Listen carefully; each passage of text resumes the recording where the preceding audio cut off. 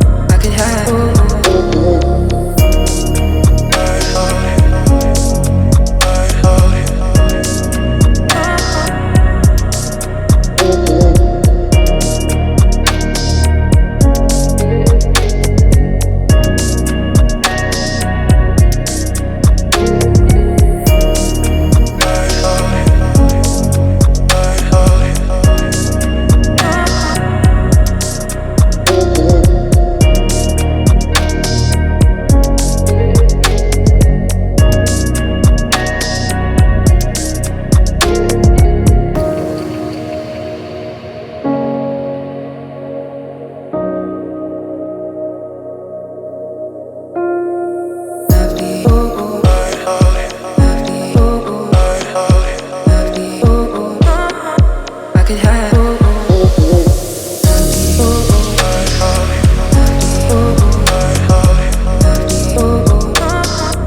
have.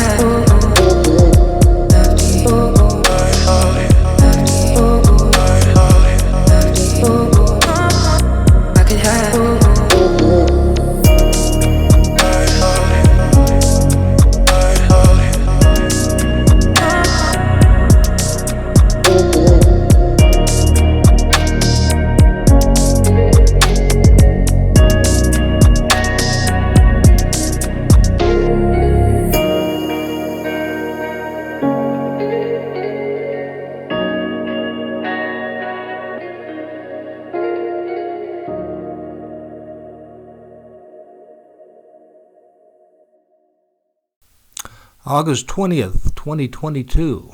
On the road in New Mexico visits the Albuquerque Bio-Park. Cities have beauty, and they have their twisting roller coaster interstate exchanges that move cars and people to all points of the compass. Cities have their massive government and healthcare facilities, their steel, glass, and concrete office buildings, their shopping malls and churches. But people in cities still seek plants, water, wildlife, and greenery, especially in a sun-drenched place like Albuquerque, where the sun shines most days of the year.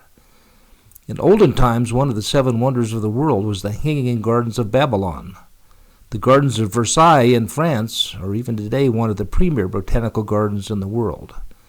Other gardens that draw travelers are the Boucart Gardens, the Boboli Gardens, the Brooklyn Gardens, and the classical gardens of Suzhou.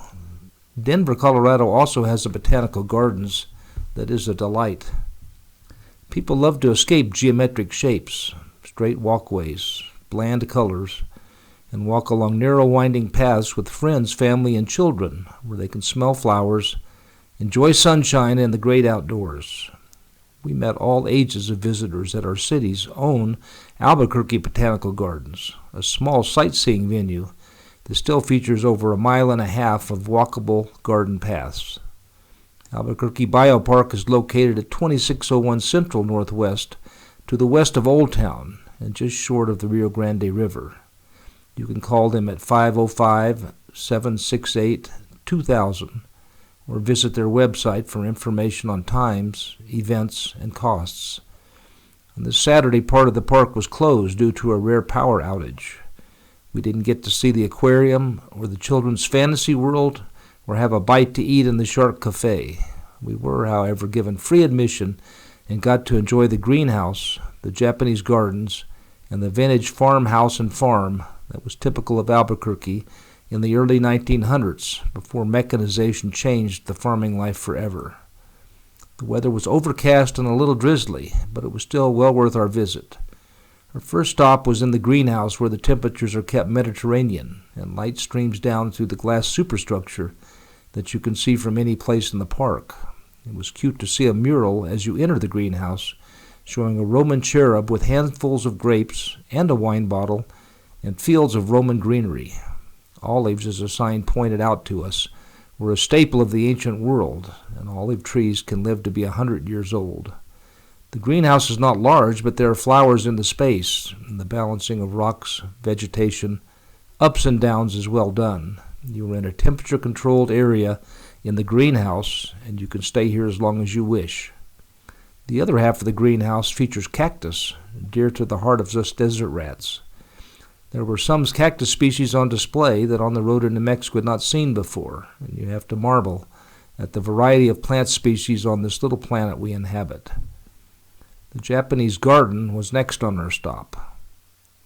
Besides the interesting artifacts and oriental motifs, the most fun here is seeing the large pond surrounded by great plants. When you walk to the edge of the pond, you are greeted by huge koi who want to be hand-fed and obviously are. Next time back, on the road is going to have goodies for the fish that will, it appears, eat from your open hand. Koi have been raised for hundreds of years as a decorative fish, and they have amazing color combinations. It is an interesting fact that they can live 25 to 30 years. We don't see any fishermen this morning, and that's probably because these fish have lots of bones and are not supposed to be very tasty. There are a few little wooden bridges you can walk over on the pass, and if you use your imagination, you can transport yourself back to Japanese palaces where ninja plan their next midnight raid. To the east of the Japanese gardens is a reconditioned rural farmhouse, built to reveal how settlers in the early 1900s in Albuquerque lived. This farmhouse is adobe with concrete mortar between the bricks instead of mud, tin roofs, and a little front porch where the family could sit out in the evenings and play cards or listen to music. Behind the farmhouse are farm animals, a windmill, some farm equipment, and further back some fields that are still being cultivated. Life in the early 1900s was not substantially different than it had been for thousands of years before that. It's only the last 100 years that mankind has seen change that challenges our ability to adapt. On the way out of the park, we passed a larger lily pond and open picnic areas where family can enjoy themselves, have picnics, and run free. Even though it was a wet day, people were out and enjoying themselves. On the road in New Mexico, we'll revisit the Albuquerque Bio-Park soon to catch the aquarium, have a snack at the Shark Cafe, and visit the children's fantasy world that were closed this particular morning. If you live in Albuquerque or just passing through, the Albuquerque Bio-Park is a great place to spend some time. On the road in New Mexico likes to feature the odd and unusual, but also spotlight those places, people, and events that make New Mexico a fascinating state. It would be sad if our 50 states were all the same. Just as we have many species of plants and animals, we celebrate individuality. Go in peace and enjoy the world at your fingertips.